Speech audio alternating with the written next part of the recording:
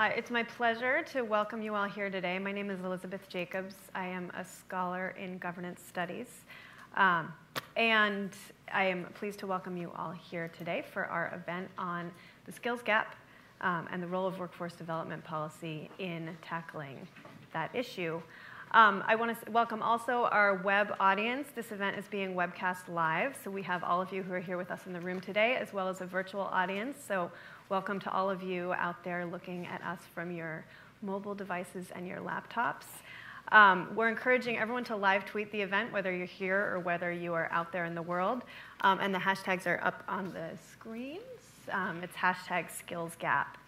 I'm delighted to have a star-studded panel here today to discuss the intersection of the skills gap and federal job training policy. I'm going to introduce all of our panelists, but I wanted to just take a minute to give a little bit of background about how I came to workforce development policy and job training, because it's not actually where my background started. I was a staffer on the Hill. I was a Senate staffer. My portfolio focused broadly on family economic security and labor market issues. The economy was in the throes of the Great Recession, and then in the early stages of the recovery, we had record high rates of joblessness. I was and I remain particularly concerned with long-term unemployment, which we know has all kinds of deeply negative impacts on not only workers' economic prospects, but also lasting impacts on families and communities.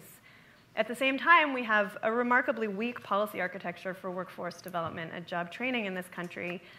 The main federal policy vehicle, the Workforce Investment Act, which was created in 1998, sort of the latest iteration of the way we do federal job training policy, hasn't been reauthorized since 1998. Obviously, the economy looked very different in 1998. The kind of issues the economy was facing were quite different.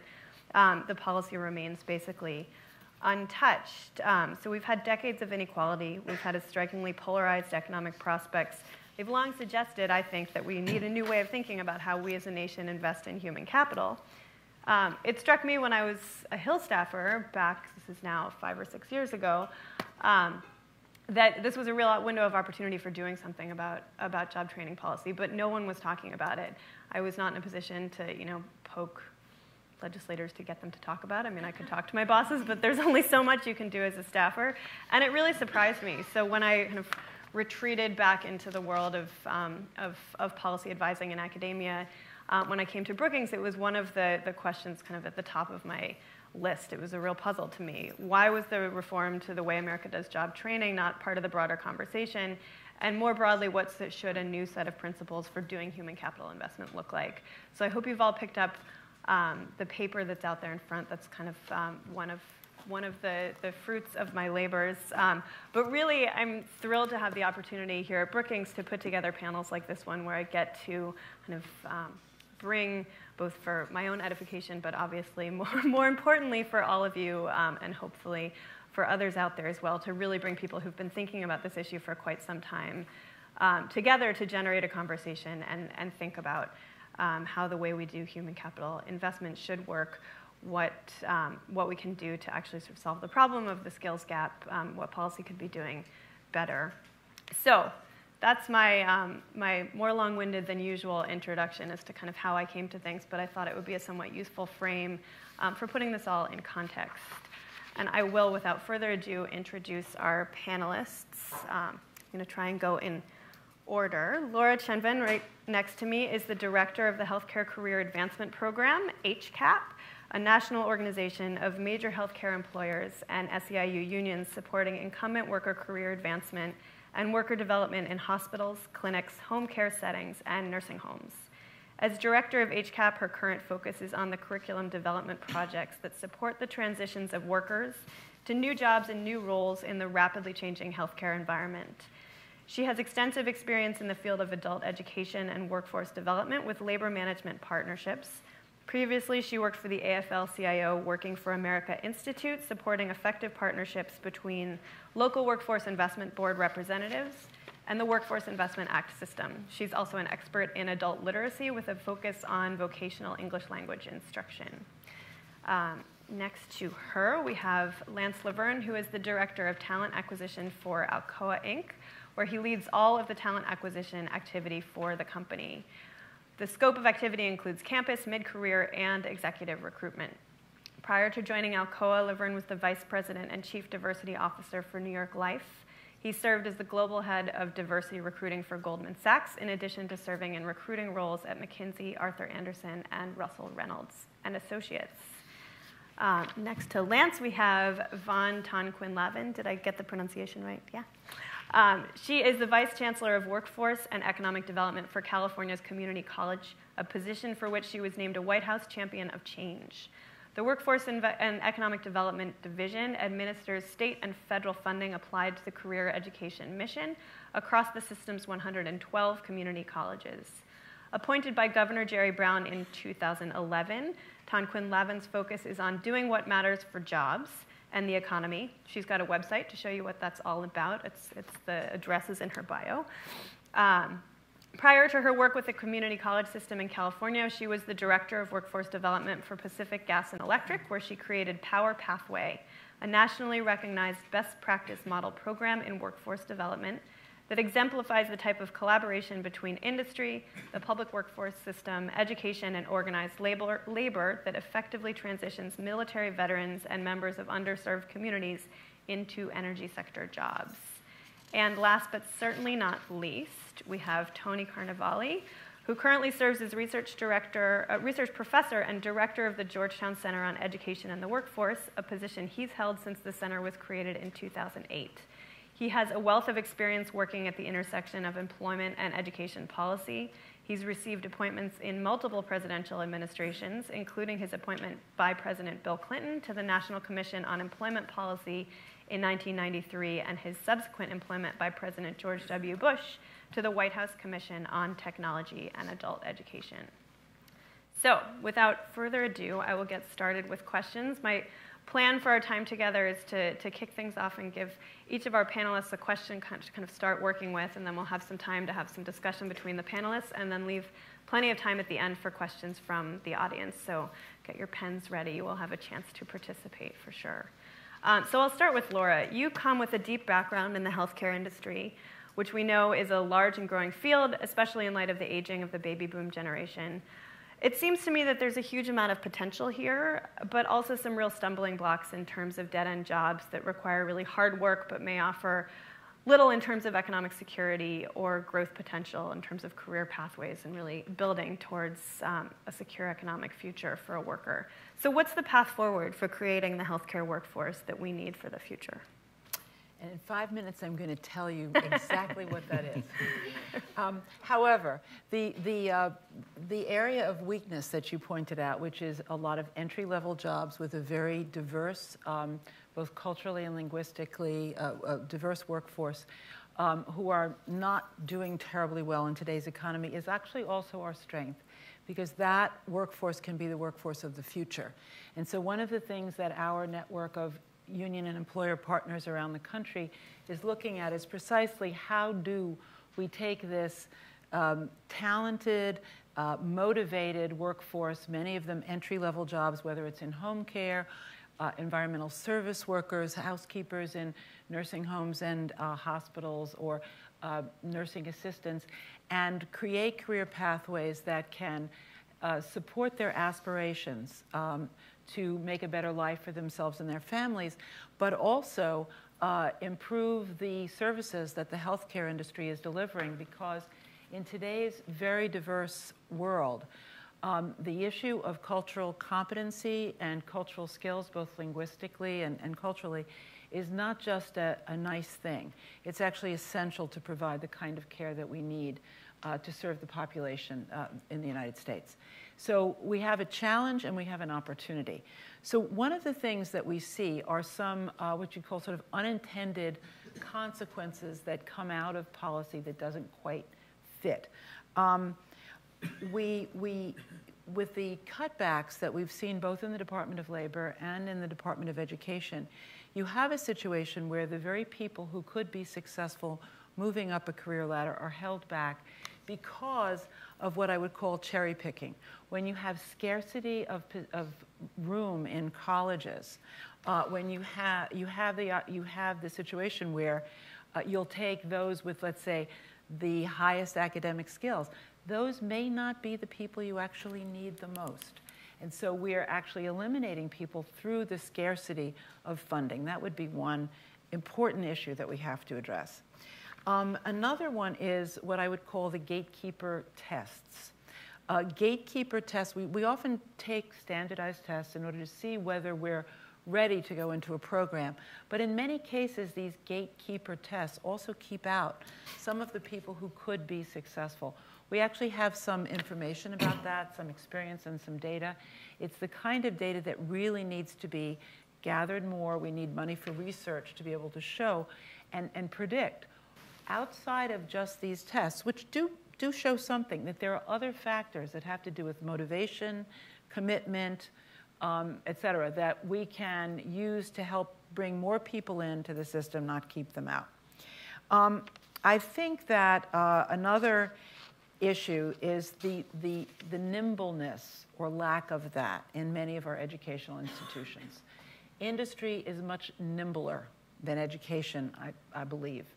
And many of our partners, in fact, I would say all of our partners, our unions and employers, things are changing so fast in the healthcare industry. We need education to respond quickly. But the way in which funding is structured, again, tends not to go into these multi-employer sector partnerships, including those such as my own, or the one I work for, which includes labor. Instead goes through colleges who may or may not be as tied in to the industry as the industry needs them to be. So people sometimes come out of programs with certificates and degrees and actually can't get a job in the industry because they don't have the skills that the industry is looking for right now.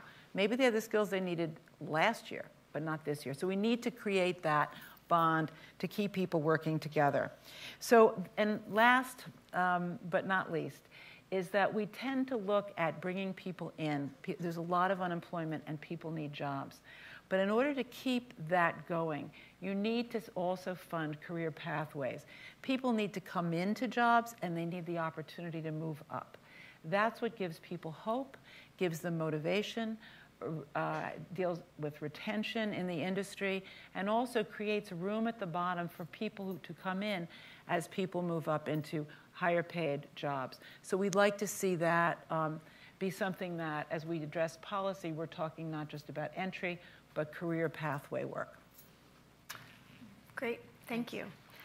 So my question for Lance is actually somewhat similar. Obviously, healthcare and manufacturing are very different fields, but manufacturing remains an equally important part of the economy. The nature of the standard manufacturing job is changing, however, and so are the skills that it demands. So I wonder, what's the path forward to creating a manufacturing workforce that continues to allow America to be globally competitive? Sure. We've actually have seen a resurgence in manufacturing over the last couple of years, and one of the concerns about whether we're going to be able to sustain that is the ability to find the people to continue to make the gains and progress that we've seen in the manufacturing sector. And it's not dissimilar to what you described in the healthcare sector. It's just a different type of industry. And there are a few factors at play. For manufacturing in particular, one of the challenges that we find is just the perception that exists around opportunities in the manufacturing sector. When I guess I would ask when most of you think manufacturing, you probably think of some sort of big plant and an assembly line, and it's really dirty and smokestacks and all that. And that's how it used to be years and years ago. But the advanced manufacturing in particular has evolved so much that you wouldn't even recognize a manufacturing plant these days. I remember the first time, I've been at Alcoa for about a year and a half, and the first time I went to one of our facilities, I was getting a tour of our Cleveland works, huge facility. And at one point I stopped and said, well, where are all the people? And the guy giving me the tour, he actually laughed. He said, it's not an assembly line anymore, Mr. Laverne. We've evolved beyond that. And that's kind of one of the things that we have to help educate people, that there is a much more sophisticated type of role that is required to work in manufacturing these days. One of the challenges around that, though, is that our educational system isn't developing young people in particular with the skills to go into more advanced manufacturing type of roles.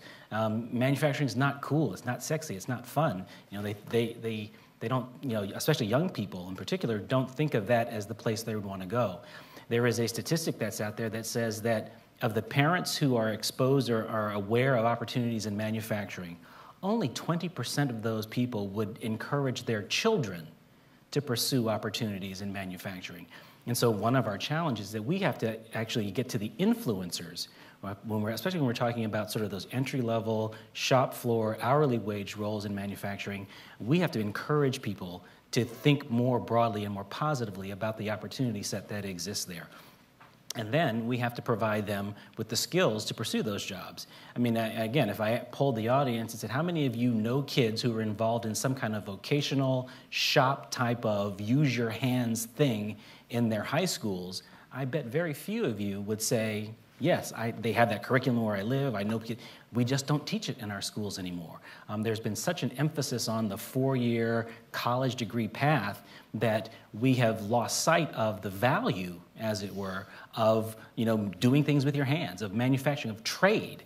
And so one of the other issues that we need to address is how do we regain some of the sort of almost the cachet of being someone who has a skilled trade as opposed to pursuing a 4-year college degree. Because not every job we have requires a 4-year college degree. In fact, some of them, the 4-year college degrees that people are getting, they have nothing to do with what we're doing in manufacturing. But there is a corollary to that story in that we do need STEM-educated, college-trained people. And so the other challenge is the decline in the number of degrees that are conferred in the STEM disciplines. We are moving to more and more liberal arts degrees, and so we are conferring fewer engineering and science and chemistry and metallurgical degrees in the areas that are really important and germane to manufacturing. So that we have to have resources and programs that encourage students early on to consider those, and once they're in those college programs, to help students stay in them, because they are difficult and the attrition rates are high. So from a sort of an advanced education perspective, definitely need to have resources available to help people get into and stay into those programs, and then also can consider manufacturing as an option for once they complete their courses of study. The final point that I'd make, and then we can sort of address more of these things in Q&A, is that we talk about sort of the high school, in early education component. We talk about the college educated component, but there's a whole pool of able workers who are the chronically unemployed, the long-term unemployed, returning military veterans, and others who would be great candidates for these opportunities and roles if they had access to the appropriate training and skills building to allow them to pursue these types of opportunities. And so we think that the community college system in particular, and I'm sure you'll touch on this, is a great vehicle for helping people gain access to the types of schools and schooling and credentialing and training that's required to make them eligible to take advantage of there's a statistic out there that we have 600,000 manufacturing jobs that are going unfilled because we can't find the right people. Well, now if we can get these folks who are interested in working married up with the programs that can prepare them for that, then that's how we can address some of this skills gap issue. So I'll stop there. Thank you. So Vaughn, you teed it up well. Community colleges are one of the institutional partners in the workforce development system in the U.S. But unlike many of our competitor nations, Germany is the one that comes up the most often. Collaboration between institutional stakeholders in the American system is often an uphill battle. So I'm wondering, based on your experience, both with the community college system in California and also your private sector experience in energy, what's to be gained by effective collaboration between institutional stakeholders? Who should be involved, why, and what can policy do to help or hinder that kind of collaboration? So first, I agree that the network of community colleges are a national asset and should be key players at the table when it comes to closing the skills gap. And you talk about a perception problem over in manufacturing. Let me just do a converse, which is the perception problem of community colleges. I think I would venture to say that many of you in the room think of community colleges as maybe the cheaper way of doing your first 2 years and then transferring, right? So a lot of our public policies are set up with that in mind. We recently released wage data. We've been tracking wage data of students who've been taking career technical education pathways that are going into vocational workforce areas.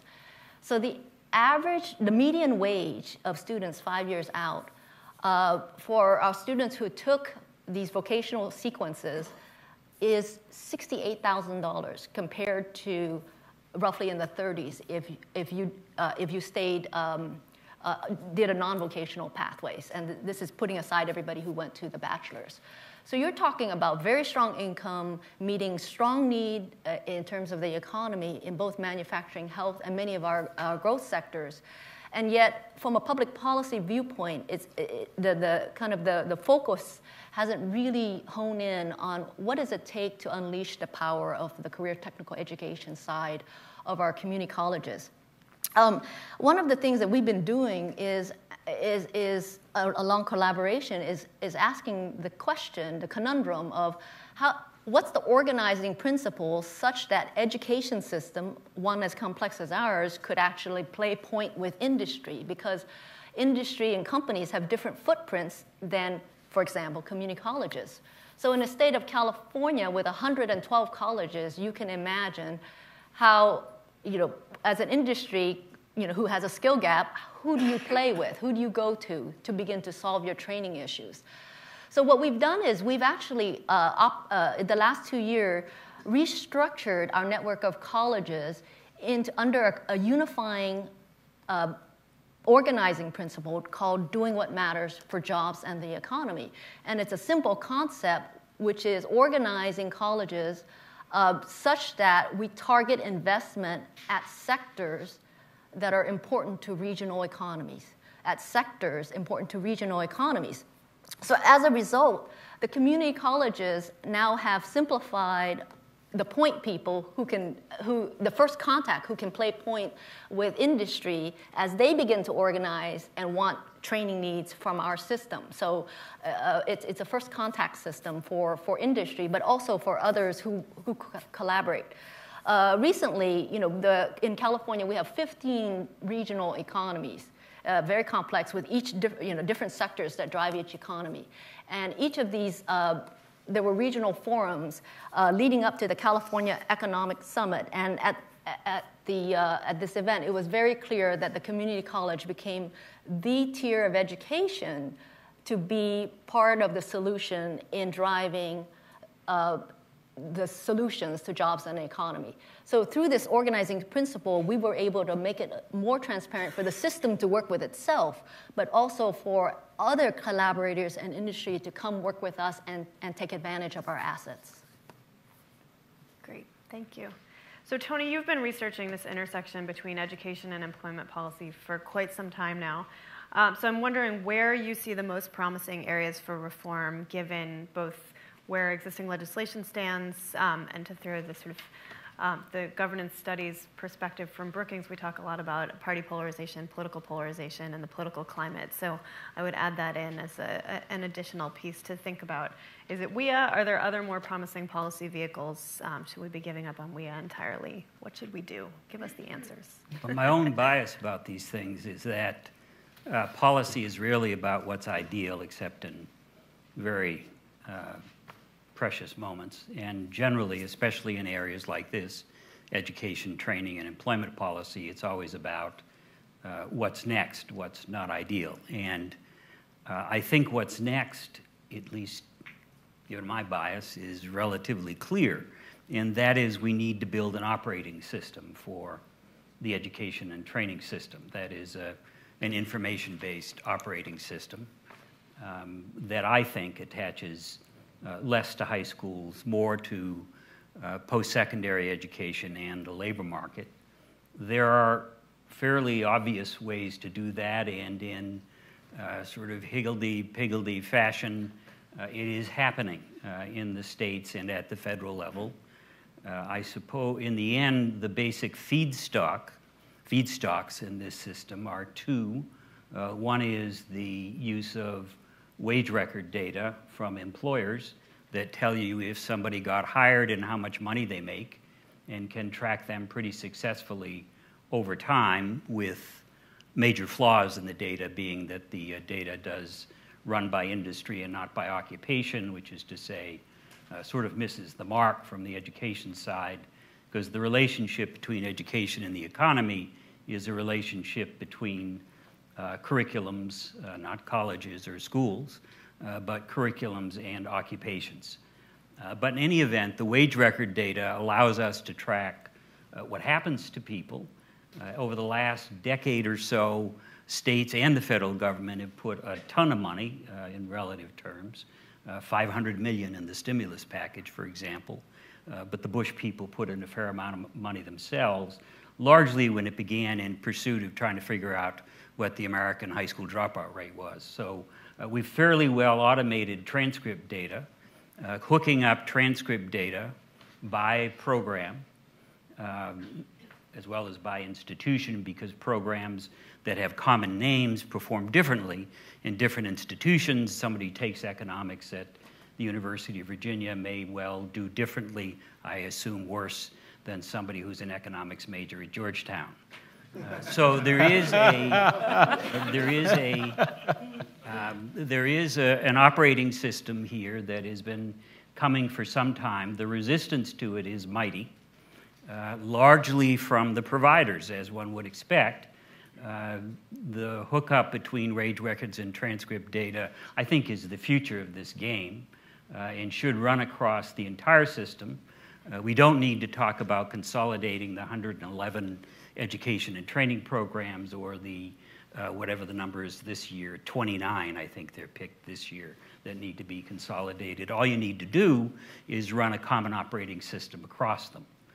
Most of them have an ambition to provide people with work and with wages. Not the only purpose of these programs, but certainly a key purpose in virtually all of them.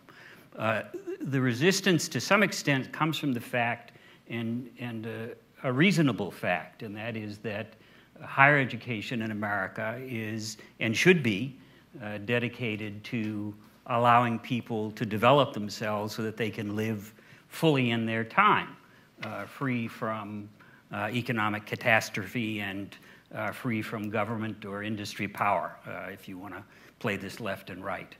In the end, though, in the American system, if you can't get a job, it's very unlikely that you'll be able to live fully in your time. If you're living under a bridge, or if you're very lucky and you have upper middle class parents, you can live in their basement.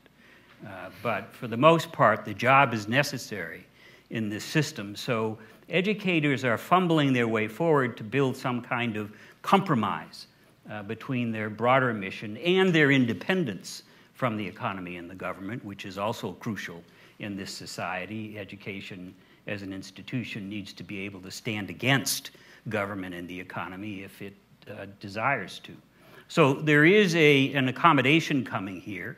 It is one in which I suspect we'll use wage records and transcript data first for transparency in the system on the education side, and then thereafter for, in many cases, where programs state their intent to make people employable and give them wages that will apply gainful employment regulations. That is, we will disallow public funds for programs that don't deliver when they claim they will. So I think that's the system that's coming online. Until we have it, a good deal more needs to be done.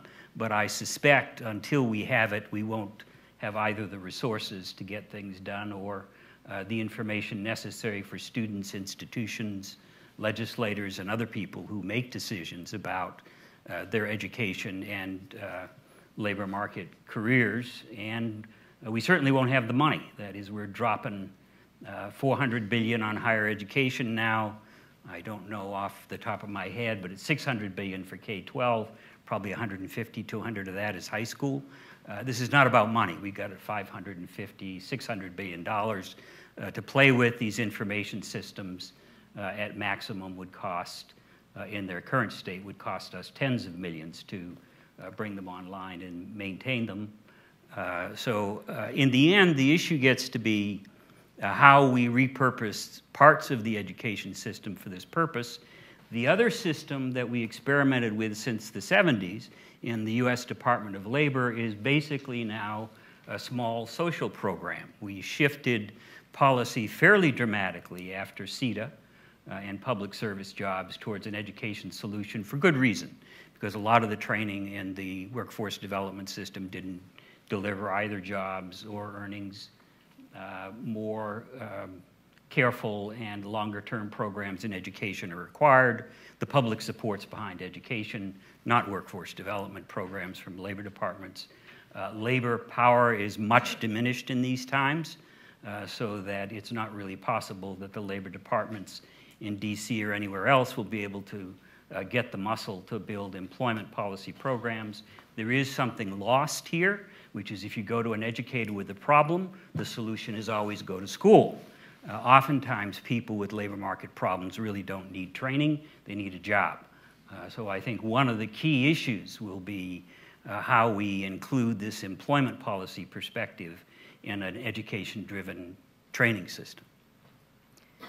So I want to stay on the data point for a moment because I'm trained as a social scientist, so I too believe that data can solve all problems.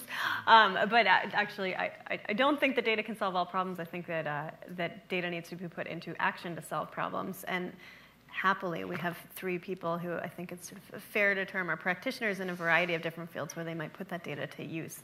So I'm curious to hear from each of you of how Tony's message resonates, first of all, and second of all, how you're using or struggling to use data in order to achieve some of the objectives that we've talked about so far. I'll let whoever wants to jump in first jump in. Well, we were right with you when it came to data. It took us 2 years and a bill in order to get the wage data so that we can map it to students. And all the privacy is protected. So it's more of, you have to have a sample size of 10. So if you have concerns about that, the states have figured out the algorithm to protect individual privacy. So we are definitely there with you with regards to data. I think the other, when you talk about designing the operating system, one of the things that we should rethink from a public policy is this notion, especially as you, from the perspective of education, is the construct of time, right? And the construct of time is actually holding our post-secondary institutions back from really solving the skills gap. We kind of alluded to it. Both speakers talked about how fast industry is moving and the skill needs have evolved, and yet the construct of time for post-secondary is still the same old construct as 10, 20, 100, 200, since the beginning of time. Think about it. I mean, you had snail mail, and then it became fax, and then it became email, and now you're twittering and texting, right? So the speed at which business is operating and the life cycle of skills, it's evolving so quickly, yet everything we do as institutions and post-secondary is around this unit of time called the credit hour, right? Which means you will spend quarters and semesters in this time rather than a mastery of content. And the way that students go through has to do with credit hours, and how their financial aid packages are structured is around the credit hours.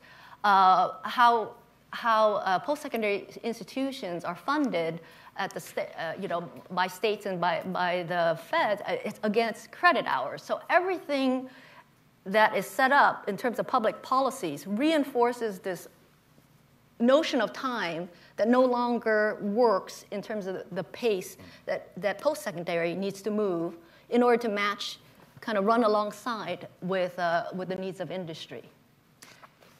I'm not sure that exactly speaks to data, but I do want to talk about that. I mean, is that the issue in healthcare is that people develop competencies over time, and there is some move within post-secondary education to begin to look at competency-based assessments. That starts to address the issue that you're talking about. It also starts to address the issue from the worker perspective, which is, I can't afford in this economy today to not work and go to school full-time, sometimes not even half-time. But I can, over time, accumulate knowledge, skill, and competency that should, in a rational universe, allow me to advance professionally, wage-wise, et cetera. But as you said, there is a mismatch. But I do think that we're starting to take a look at that. But I think it's very difficult. And I'm happy to see you address that as really a policy issue. because institutions move so slowly.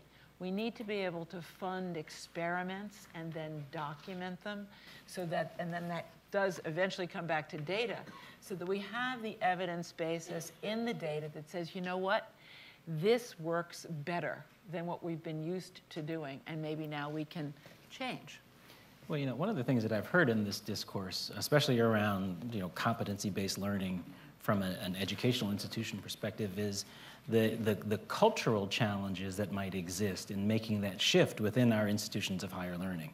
I was at a session yesterday where this was a big topic of conversation, and I would certainly ask either of you from your perspectives, are there cultural barriers in our educational institutions that will pose the challenge to creating more of competency-based learning that speaks to the issues that we're talking about here? Well, I can tell you from my own experience that about a month ago, I was quoted in talking to somebody in a training newsletter saying that I said something about classics.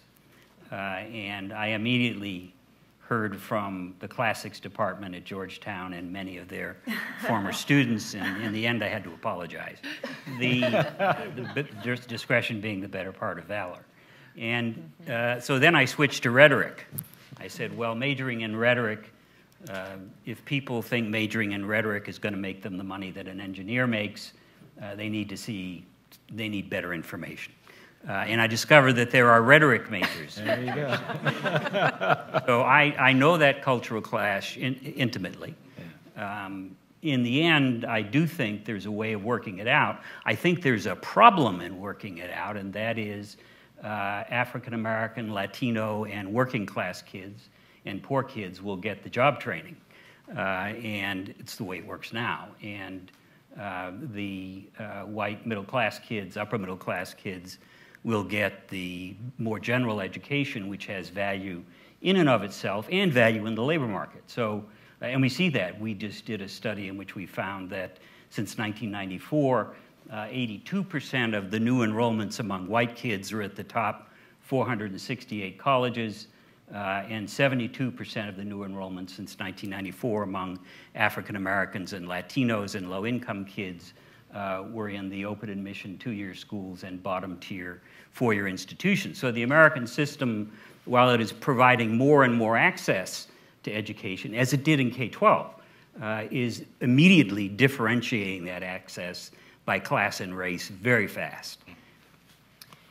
Go ahead. If I could sort of raise that question again, looking at what you raised as the two-year to four-year path and the voc ed career tech pathway, is one of the things we found, and this is very much true in healthcare, is that there's a need for people to switch between them as you go up the ladder. So coming in to a voc tech environment where you're getting a more vocational skill, if you really want to go further in healthcare, you at some point do need to transfer.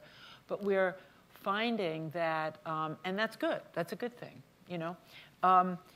but we're finding that the colleges, again, structurally, very few of them have credits that really transfer between the vocational departments and the academic departments. It's like you have to make a choice when you shouldn't have to make a choice. And so I was just wondering if you're seeing any shifts there, any movement in that direction.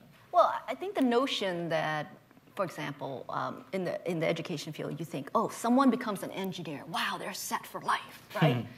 Now, how ridiculous a notion is that your skills earned at 22 is going to last you for the next 50, 60 years, and that you would not have to be reskilled given how fast the technological changes are happening, as well as everything else.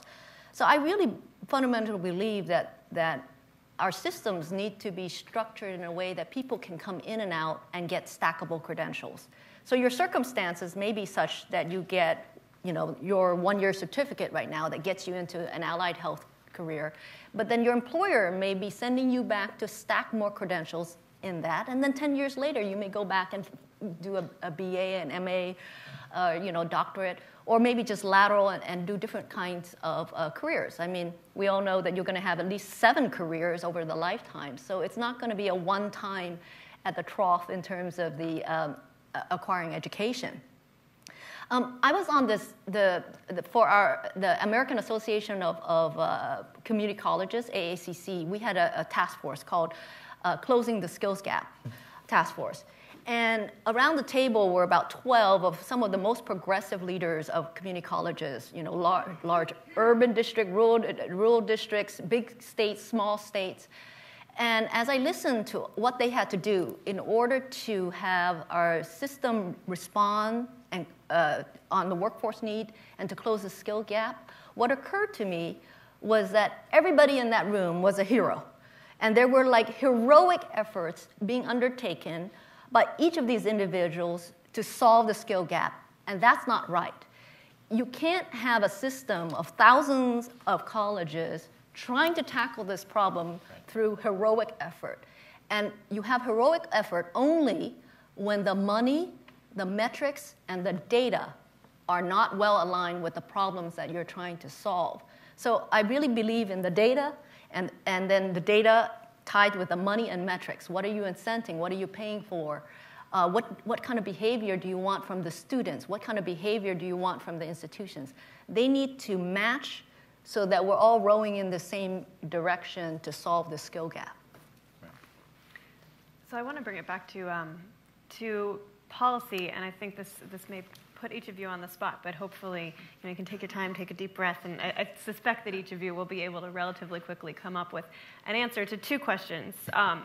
So I'd like everyone to name at least one way that the federal government gets in the way of effective workforce development strategies, and one way that the federal government is a necessary part of the solution. And I ask for both because I think that there are lots of ways, at least from my point of view, there are obviously lots of ways that the federal government needs to be involved. I wrote a whole paper on it. But I also think that there are ways that the federal government shouldn't be involved. Some of those may be things that we've done away with already, but I'm curious for each of you, given that you engage in kind of the nitty-gritty on a more daily basis, and Tony, you think a lot about both the policy and the research that's out there. I'm curious what your perspective is, and we'll see if we come up with any points of consensus or whether I just generate a big fight on stage, which is always my goal.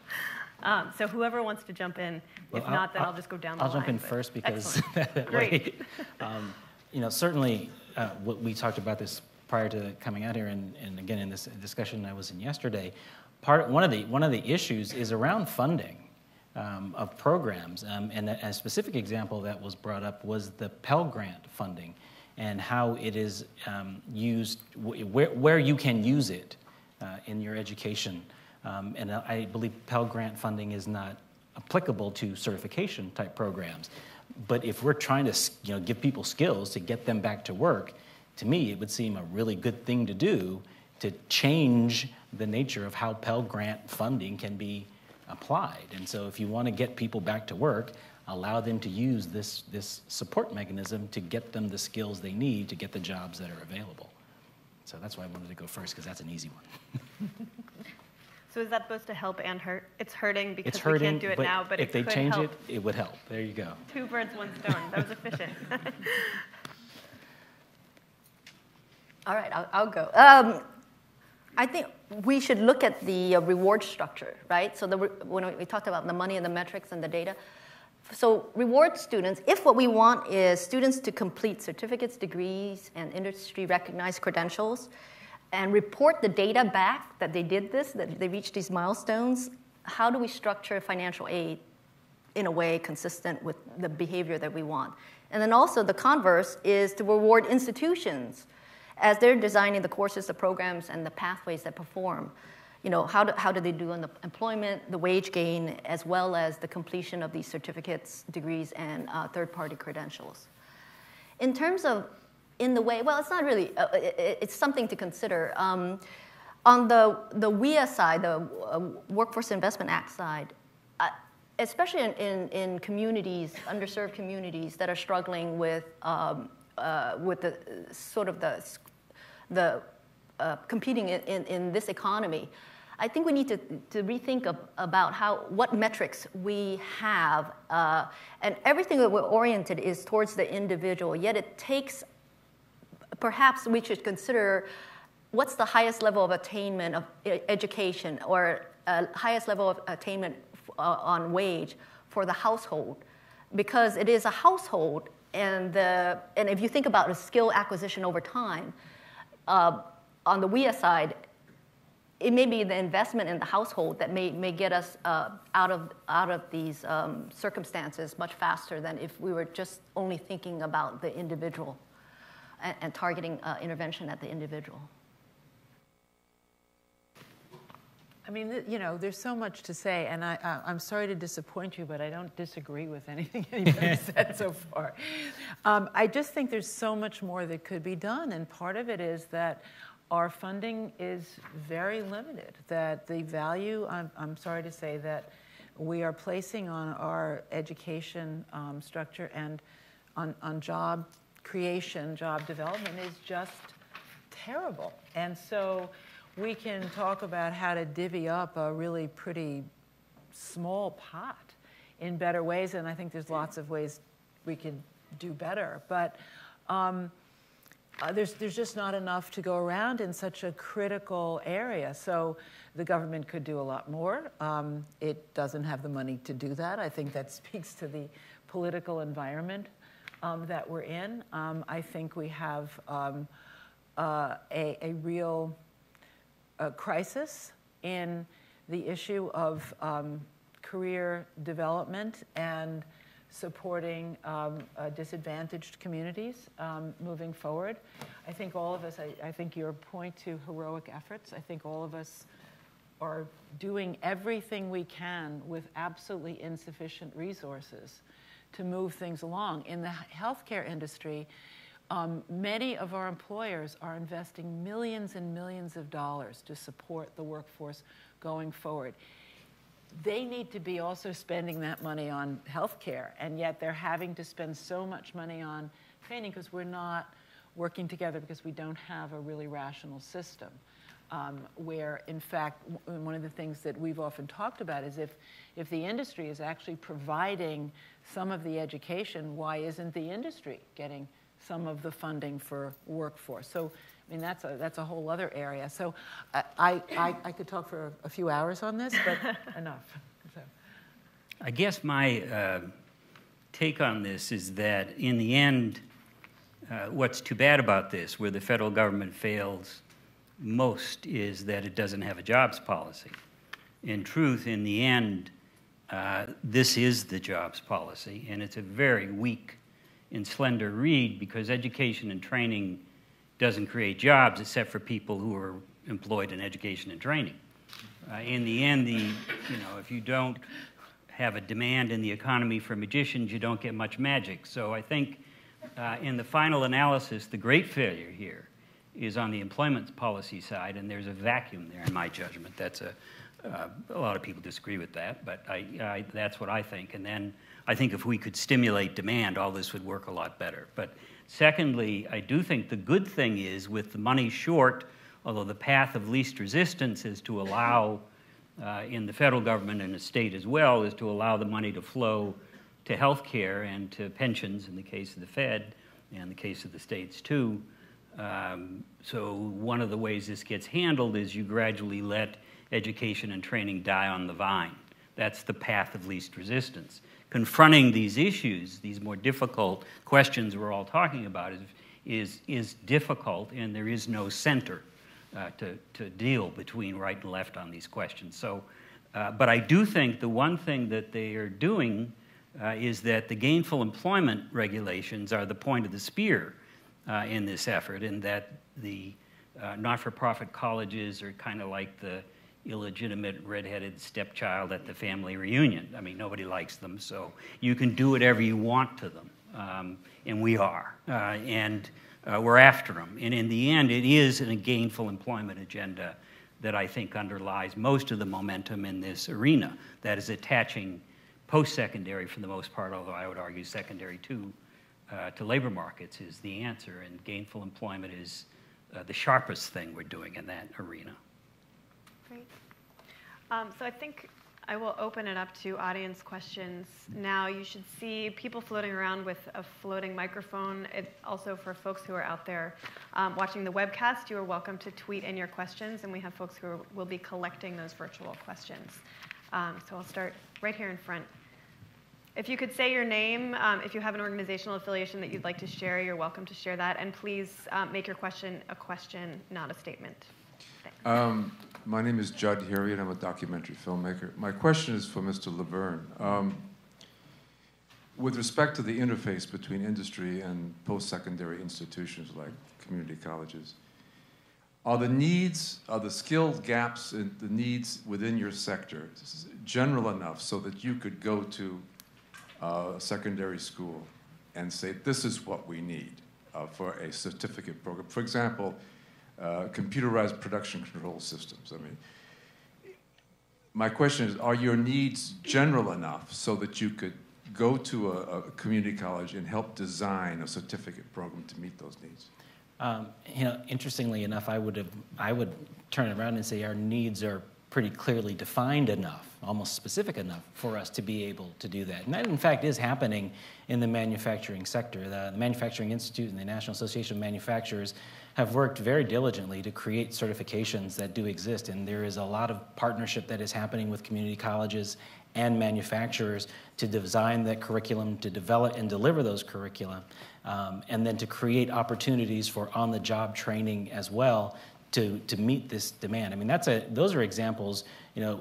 We work with at Alcoa in particular with community colleges in Southern California, in South Carolina, in Ohio, to do this very specific thing. We have employees of Alcoa who have worked with folks at these community colleges and helped design courses and training that specifically speak to the needs that we have at our facilities.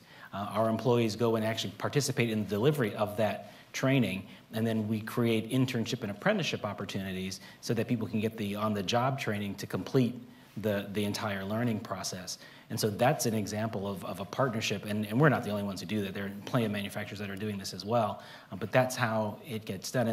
And we have been able to, as an industry, define very specifically what it is that our industry needs at a variety of different levels within manufacturing so that we can create those certifications and then educate people as to what they need to do to get them. And be dynamic enough so it meets your needs next year. Right. It is. Yes, your point about being dynamic, it is not a static process, and it definitely needs to be refreshed periodically to keep pace with the change that we're experiencing in our industry. Pink sweater.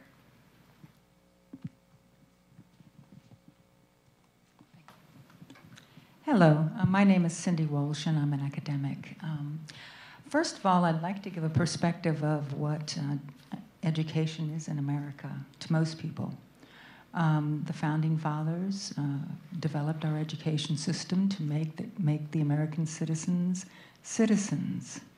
And that's why education has always been broad, so that the American people would be ready to play the part of being a politician, a citizen, a leader. And that's why we still want that to happen. That is the goal of American education. At the same time, we had unions with wonderful apprenticeships. And it was that partnership between business and union apprenticeships, human resources departments within the businesses that created the specialties in the job. So that when people graduated with history degrees or English degrees, the only thing that was required of them was to be ready to be middle management, the people who oversaw regulations, workplace safety, quality control. That's how it all worked, and it worked wonderfully. For over a century, we were the most productive country in the world. My concern, and this is my question, okay, if we allow this system to break down to where a community college becomes a human resources department and taxpayers pay for each time, as the lady here said, people will change careers 5, 6, 7 times. And each time they'll go back to the community college for the taxpayer to pay for that retraining. It doesn't seem very efficient, and it seems like it might get pretty expensive and cut into the ability to fund higher level education, like secondary four-year colleges. Is that a concern for you guys?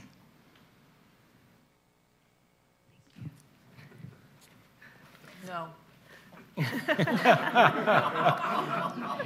I don't. This is not a time when it's a one-size-fits-all economy anymore. I think there's different pathways for different people.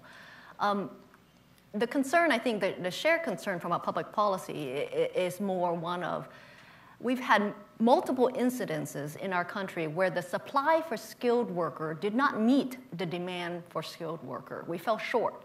So the shortage of engineers, for example, we ended up as a country going to other countries to import the engineering talent, especially in Silicon Valley. Now, you look at the nursing shortage that occurred, that was not too long ago. When I had my first child, the lady who took care, the nurse who took care of me was actually from Malaysia, because we did not supply enough skilled nurses to actually take care of our own citizens. So I don't think we're engaging in the broadest of philosophical debate. I think we're talking about how to actually get the supply and demand of skilled worker to match what is needed by the economy, how to get our communities most competitive for the jobs and the skill requirements of those jobs in the future. Because as we know, at the end of the day, companies will solve their talent problem. And they will they'll have some patience, but they will go and find that talent. And it may not necessarily be in our backyard, in any of our states, on American soil, and it may be abroad. And at that point in time, we have lost that job. So from an institutional point of view, what I want is I want our communities to be most competitive for those future careers and to position our communities with the right skills. And that's the importance that I see community colleges and our public institutions playing in that, in the skills gap question. Thank you for that frame. I think that's really a very, very good one. But I also think in terms of your concern about a liberal education and a broad education, that is something that we need more people to have access to, way more than had access 100 years ago or even 200 years ago, where those kinds of college educations were really for the elite for the most part. What we've done is City University in New York used to be completely free, no longer. And we also have, and one of the things I love about working in the healthcare field is that you can come in at a vocational level and end up with a doctorate. That the emphasis on building critical thinking skills and a real sort of metacognitive understanding of science and culture and all of these things that go into making the kind of citizen that you're talking about is part of it. What the community college system does is open that access up to a much broader group of people that have been able to do that in the past. Not all of them will pursue that, but if we structure these college opportunities the way we've been talking about it today, with the transfer between vocational and academic education, between vocational, professional, and advanced degree education, we will build the kind of society that I think it will be both economically viable, but also serve the interests, as you speak, of sort of the democratic aspirations of our country, which involve critical thinking and education for our population.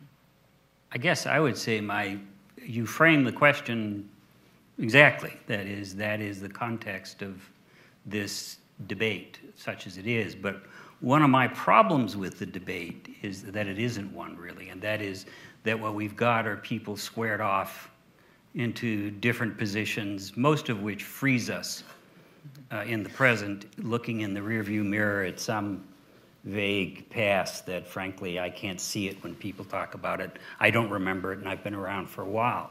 So in the end, I think the future's in front of us. This question is up.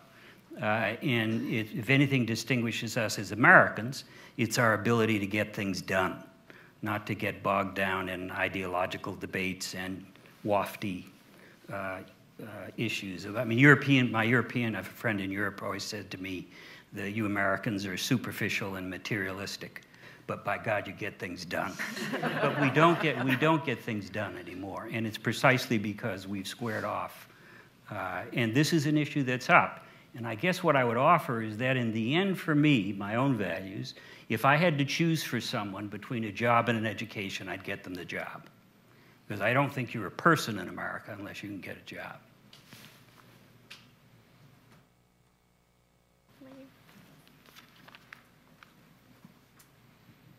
Elise Schanbecker, NGA. I actually wanted to return to the industry-recognized credential point that you made. Okay. And it sounds, when I hear people talk about industry-recognized credentials, on the one hand, you hear these success stories. It sounds like Alcoa has a system that's working well, but it seems to be in pockets, because on the other hand, I hear from workforce development folks and even community colleges, they would be actually very happy to get people the skills they need to get a job, but they don't know what the industry-recognized credential is. There isn't a searchable database. There isn't validation. So my question is, what do you see as then the next step for scaling the system of industry-recognized credentials? And is it going to be sort of pocket by pocket from the ground up, think global, act local, or is there something you can do at a higher level to scale up the use of industry-recognized credentials? I'll start, but you certainly can chime in. Right now, I think most of these efforts, if not all of these efforts, are being led by industry associations, and so that's why you don't have a more collective access to broad information. What I spoke of really isn't an Alcoa thing. It's really a manufacturing industry effort that's underway. And there are other industry associations that are moving in that same direction. One of the things that is part of the conversation is how do you bring those different disparate groups together collectively, and what organization, entity, body can do that? Because individually, the 20, 25 or so industry associations that you might see out there, they're not going to, on their own, come together to do this, and that might be one of the policy issues that we should think about addressing. Is that a role that the federal government can play in sort of creating sort of the baseline or even the access to the information about these types of credentials and what it takes to achieve them, and where people can go to get the information or the skills or the training to pursue them? Because it doesn't exist now, and it's that access to the information that is a real big question in this whole discussion. Nobody else? I'm going to go to the back of the room. I saw some hands back there. Glasses all the way in the back. Hi, I'm Ariane Higovish from the Institute for Women's Policy Research. My question is about career and technical education, which probably, is much more gender segregated than four-year college fields. And we know that there are examples, for example, from California, where community colleges reach out specifically to design courses to bring women into technical or trade careers, which work because you get a cohort and retention works, but they're very minimal and they're very few, and we kind of seem to have stopped paying attention to greater gender integration in those fields since the late 90s. So I have two questions. One, does this still matter? Is it still an issue? Women can progress in healthcare. Do we mind that it is so segregated and there are very few women in manufacturing? And the second issue is this slightly related? You've talked about giving information to people. Increasingly, people who need to access skills and learning are adults already. 40% of people in the workforce who haven't progressed beyond high school diplomas. So are the arguments that you made the same for adults as they would be for students? And how does gender fit into getting people to pursue non-traditional careers? Thanks. Just one data point about that. I'm not sure it's true that applied community college certificates and degrees are any more gender segregated than four-year college degrees. When you look across the certificates and two-year degrees, especially the occupation specific ones, a lot of them are 80–85% male. And they're all the ones with the high earnings return. So in a lot of those, you make more money than 30–40% of college graduates, substantially more. And the college graduates you make more money than are almost always women. So, and then when you go into the four-year schools, it looks very similar. That is, science, technology, engineering, and mathematics is 75–80% male, if not more. Business is a little more diverse, but not a lot. Women in business, if you look at the different majors, economics, business economics, accounting, finance, management, marketing, women are highly concentrated in hospitality, which is the lowest paid business major. So even though women have made great progress in moving through higher levels of education attainment, their gender segregation is, I think it's, at least when I look at it, it stuns me. I think it's extreme in both four-year college, less so, everything is less so in graduate school. But four-year schools still and two-year schools still. And, certainly, from an engineering perspective, I would, somewhere in the order of 65 to 70% of the people that we hire at Alcoa, and I'm sure it's similar at other manufacturing companies, are engineers, mechanical, metallurgical, industrial, whatever it is. And prior to working at Alcoa, I worked in financial services, and so when we would look at our diversity statistics, our goal was to have 50% of our campus and entry-level hiring be female, because that was close to what the representation was at our schools. At Alcoa, if we can get to 25% female representation in our entry-level hiring, we're excited, because there just aren't as many women in these disciplines. And so from an industry perspective, we try to do what we can to support organizations that are encouraging women, and more importantly, girls, to stay on those STEM tracks. A great example is the Society of Women Engineers, which is really focused on reaching back into the middle school and high school populations to encourage girls to stay in math, stay in engineering. And I think, corporate partners like Alcoa and others, need to be very active in supporting those efforts. Otherwise, I don't think we're going to make much progress in creating greater gender diversity in STEM disciplines. Let's go right in front. Hi, I'm Fred Altman, and I have a question that more or less underlies this. From what I've read, we may be, in the past, as we've developed new labor-saving technologies, other jobs have come along, and for so to say, roughly equal. But we may be reaching the point where there aren't alternative jobs. So, and maybe with the labor unemployment problem now, we may have reached that problem. Does anybody feel that we may not be, at least with the current structure, be able to keep everybody employed? Are the robots coming to get us question? The robots are coming, right? They'll take the entry-level job. Yes, I think maybe, and I'll look to my experts over here, that maybe the issue is that we're not, that there are a lot of jobs out, but they're very low-wage jobs. There's a tremendous job creation in the service industry, which is very low wage, and so it's not that there isn't employment, it's whether or not your family can survive. And so we have many examples of people who work 2 and even 3 full-time jobs. There's been some documentation, I know, in the Times recently about just sort of talking about what that's like for someone's life. So that's the way I'm seeing it. I don't know what others might think. We're all kind of looking at Tony here, jobs policy. You think you kind of touched on it? The temptation on this question always is that this story comes up every time there's a recession, and everybody's sure of it every time. I mean, it started with the physiocrats in the 17th century, saying that, Malthus and everybody saying that when people went off the land, we'd all starve to death because we couldn't make enough food. So this story is a recurrent one in human history.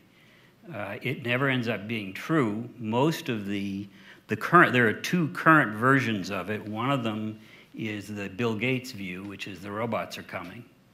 But if that's the case, because we've done this, others have done this, we've done this calculation, if you wanted to get to a substantial 15% or so unemployment rate with it, but by 2040, you'd have to have 10% productivity improvements per year between now and then.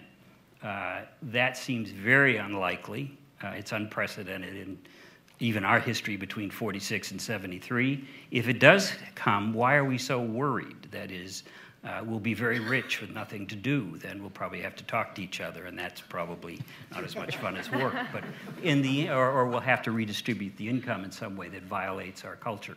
But the other argument is that we're going to have very low growth. That one, to me, has a little more traction. That growth will struggle around 1 or 2%.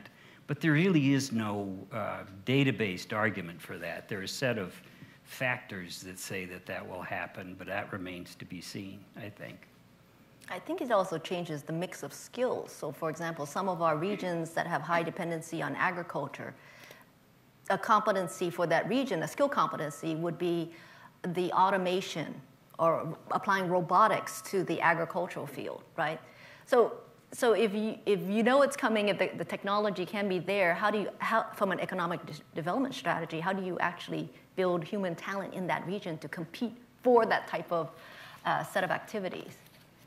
But having said that, let me say one other thing, because I just recalled. In this building in the 1970s, I was part of a group like this, and we were talking about the likely effect of computers on the economy. And Bill Gates had delivered the opening address and then left, thank God. Because after he left, all of us on the panel agreed that he was nuts. And that, what I remember my comment was, what are people going to use all these personal computers for? To make shopping lists? I mean, what's the use of these? Yes. So, yeah, but they use them for many other things too. So, the technology argument never seems to come fully round, but there's always a possibility it will. I mean, it seems to me. Well, and I think your point about technology, are we going to use them for shopping lists? There's sort of, you make a point right there, we do, but that creates demand and a whole new set of jobs. Is it in an industry that we see is growing and creating, upperly mobile careers for people? That's an open question. But, I mean, new technology doesn't necessarily mean the end. It can mean the beginning of something new. The question is just figuring out how to predict that accurately and be prepared for it in a way that actually works. Other questions? Let's go to the back again. Hi, my name's Alexandra, and I'm with Hagershart. We've talked about closing the gap through community colleges and higher education, but I have a slightly different question. Are there ways to also close the gap by focusing on juvenile offenders and prisoner reentry programs? How do we include those populations in this discussion and, make sure that they're also becoming a part of that pipeline?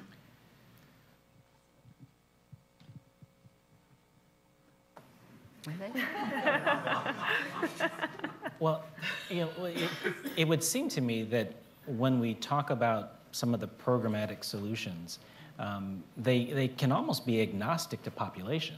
Whether you're talking about juvenile delinquents or released convicts, or you're talking a different class of person. You're talking about released military veterans who are coming back, coming off of service, or women who have off-ramped and are trying to get back into the workforce. I mean, there's a huge spectrum of people that could funnel into these types of solutions that we're discussing. And so the real question is there interest in tapping into or accessing or supporting those different pools? And some are certainly more appealing than others, but if we are looking at a full solution, we probably should consider all available sources of talent. I think we have to think about the intentional design of some of our public systems. So the post-secondary system, what are we good at? We're good at training, right? We're not good at all the wraparound service and finding, childcare and then bus money and all of this case management or mental health issues. We actually need the parallel systems. So, for example, the public workforce system, who have better competencies in terms of reaching out to high-need communities and providing the case management and all the wraparound, so that they can have that and build skills through our system. So expect one system to do it all, but that's not the core competency of training institutions. We can't do it all. We actually need the intentional design of these systems to be working together, so that populations that you're talking about, or I've run several, lot of all veterans cohorts. There's actually custom curriculum that you need, and then also case management that you need in order to facilitate successful transition. But it works really well when the two systems work together to target a population. There's a very good program. It doesn't speak specifically to the incarcerated population or the released population, but it does speak to what you're saying. It's called actually the HEAT program. It's called Health Education Employee Program. I got the name. It's called HEAT. Anyway, it's by the Washington State Board of Community and Technical Colleges, and it specifically funds a industry education partnership to do exactly what you're talking about. So it has unions and employers and education looking at how do we create capacity to keep students in school, to address barrier issues, and to do it collectively across institutions. It's very difficult because institutions are institutions, and each of them have their own culture. But when it works, we've seen tremendous, and actually it has worked, we've seen tremendous outcomes where students who you would not predict would do well, do fabulously well.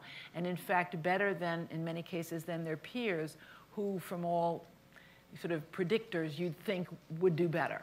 So that's a situation which I think can apply to the issue of people coming out of prisons, et cetera. In healthcare, there is an issue in healthcare, which is people do need to pass background checks in ways that in other industries they may not have to. However, I do think that there's a lot of room for thinking broadly on what are the kinds of background checks that are okay in the healthcare industry and what are not. And I don't think there is a sort of a national standard on that question. I would just chime in on top of that, just in terms of the importance of the prison pipeline, that the unemployment figures that you see every month don't actually include any of the prison population. So, I mean, it's actually a pretty enormous sort of additional problem on top of the more obvious ones that we talk about. The problem in terms of employment issues are broader than you might initially think, because that population just isn't there at all. They're pretty invisible. So there are a bunch of other hands right there. Oh, I just see right here. It's the Hospital Employee Education and Training Project. That's the HEAT program from Washington. Thank you. My name is Clayton Witt. I'm with one of the local governments, Department of Employment Services. Just like all politics is local, finding a job or jobs are local issues.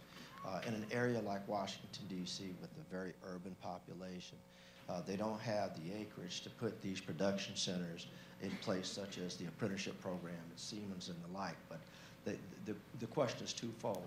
How do you partner or develop partnerships with these corporations to have substantial or real earnings generating opportunities in the production, in a production oriented environment?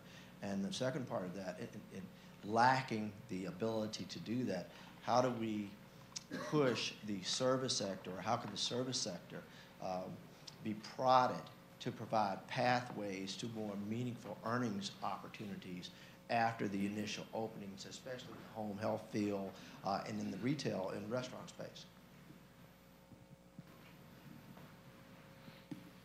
Well, in the service area, I think there's actually a whole movement really in this country to take a look at, and SEIU, the Service Employees International Union, is really leading on this, to take a look at valuing the contribution of the home health industry in actually cost savings and improved health outcomes.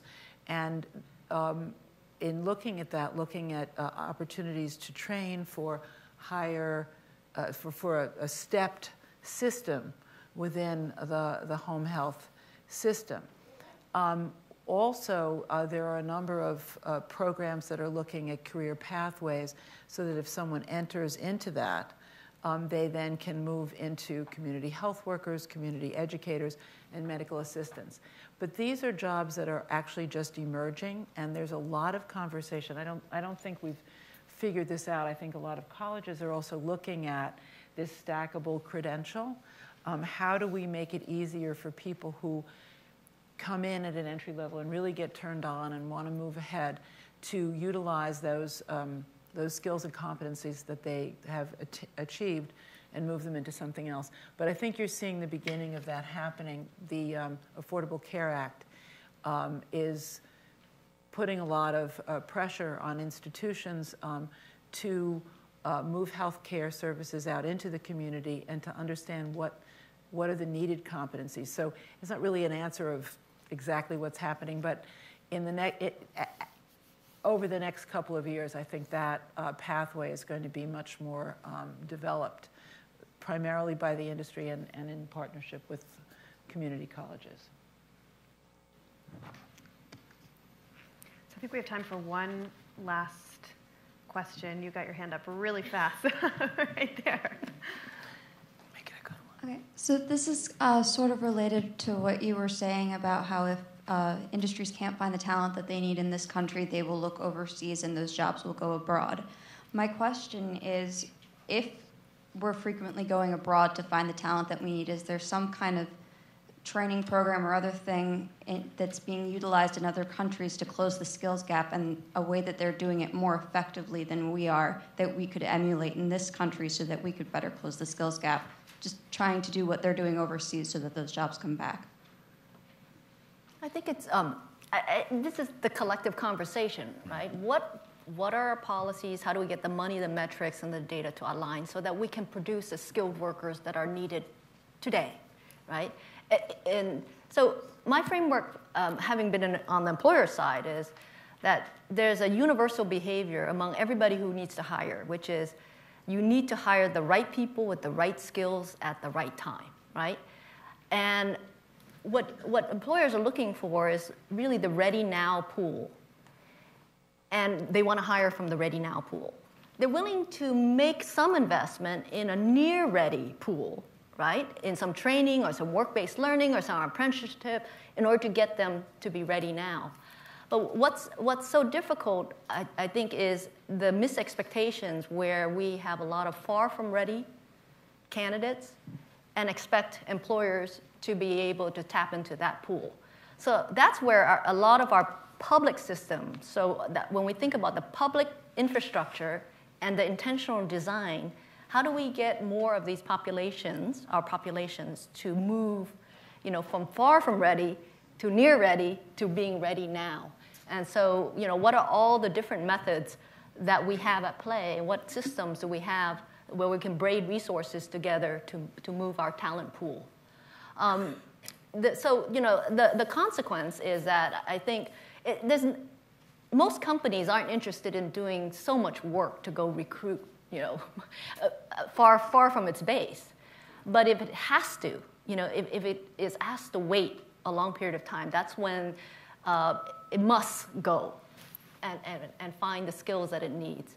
And so, once that happens, then a pattern has developed. Wherever that place is that they recruited from that was successful, they go back. Then the behavior, they just go back to that place. So really, our collective work is to make sure that when business has that need to hire the right person with the right skill at the right time, it is in our backyard, it is in our communities. So that way we can keep the whole economic effect right there, local. Good answer. I wonder, Lance, if you might give a last word. Maybe this is unfair because I'm going to ask you to channel Klaus, but I know Alcoa's CEO has done a lot of work on the skills gap and goes and he's traveled internationally to talk about it. He's German. Germany is one of the kind of great models for how to do this kind of work, and it's often cited as an example of how the U.S. might do better. Are there Alcoa examples from abroad, sort of speaking directly as an industry practitioner with a company that works globally that you can think of, feel free to take a pass, because obviously I don't want to put you on the spot, but I'm wondering whether you might have insight. No, you rightfully note that this is a very important issue to our CEO, and he is really trying to provide some thought leadership and to be very front and center on this issue. He is German, and one particular example of an adoption of a European practice is around this issue of the value of a trade that we just seem to have lost here in the U.S. I again was talking with some colleagues on this issue, and both the German and the Swiss have very well-developed apprenticeship programs that people can choose relatively early in their educational tracks, and there is no stigma to saying you want to be a skilled tradesperson, and there is a path and a process to getting the education and the training that you need and a career that you can have that is not a 4-year university type of career. And so if we could figure out how to create some of that same appeal that exists for being on a skilled trades path versus a 4-year college path, we'd probably see a lot more people choosing that direction, and it would go a long way to closing some of this skills gap that we see. Great. Thank you. I want to respect all of your time and end on time. I know many of us here would be happy to keep on talking for the rest of the afternoon, but I encourage you to keep on talking amongst yourselves. And thank you so much for coming. A big thank you to all of our panelists. Some of you have traveled a very long way to be here. Thank you.